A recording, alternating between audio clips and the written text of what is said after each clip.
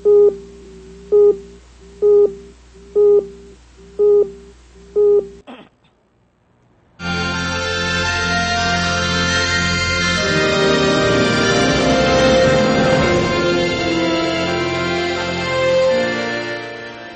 fellow Filipinos, we come together tonight as we approach a hallmark of democracy for our great nation, the smooth transition of power to a new leader.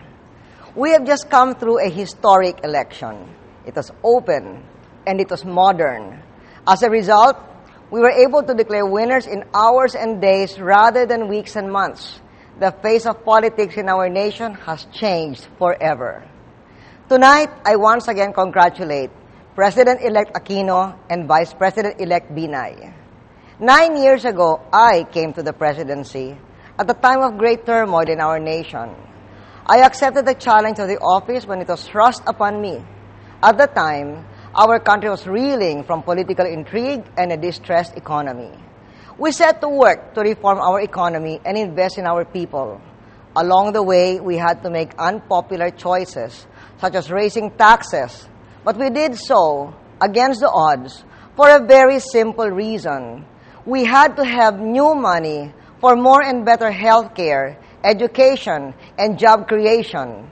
We needed new and better roads, bridges, ports, and a technology backbone to attract new businesses and investors to create new jobs. Through hard work, determination, and a clear plan of action, we helped achieve many of these objectives. As a result, we have had 37 quarters of uninterrupted economic growth, even against the headwinds of a major global recession. Look around you in our cities as you drive by the office towers that have changed the skyline. Look around you in our provinces as you drive along the roads, bridges, and rural ports where we have made massive investments. This is the face of change. 85% of our people now have access to PhilHealth insurance.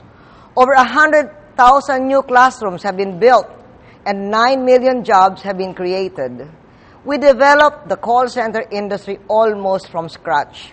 Today, there are 500,000 call center and BPO jobs when only 5,000 existed when I took office.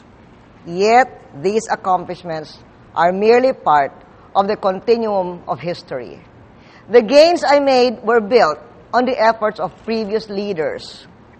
Each successive government must build on the successes and progress of the previous one. Advance the programs that work, leave behind those that don't.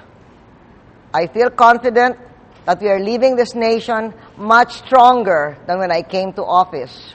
But I leave that for history to judge.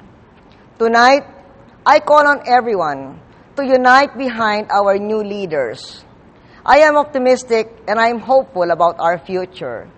Yet, until every Filipino child is born to a family free of poverty, we cannot rest. We must always set our sights on the future and keep an eye on improving our economy, investing in people, and building bridges. Not just bridges of iron and steel, but bridges between people, generations, and governments. The bridges we must build to the future rest on the hard work, grace, and compassion of our people. The people of our nation are our greatest asset. You are the backbone that drives our nation forward every day. From the fisherman to the farmer, to the taxi driver and the teacher, we are a nation of industrious, hard-working people. I thank each and every one for your contribution to help the Philippines achieve our potential. This time next week, I will be moving into a new phase of life, leading a quieter public role. We're all on a journey together. As our nation moves forward, let us all join hands in unity and walk confidently towards a better tomorrow. From the bottom of my heart, I thank you for giving me the honor and privilege of serving you. Malaking karangalan ang makapaglingkod sa sambayanan bilang Pangulo. Sa inyong lahat na napagsilbihan ko sa mahirap ngunit makasaysayang landas, maraming salamat.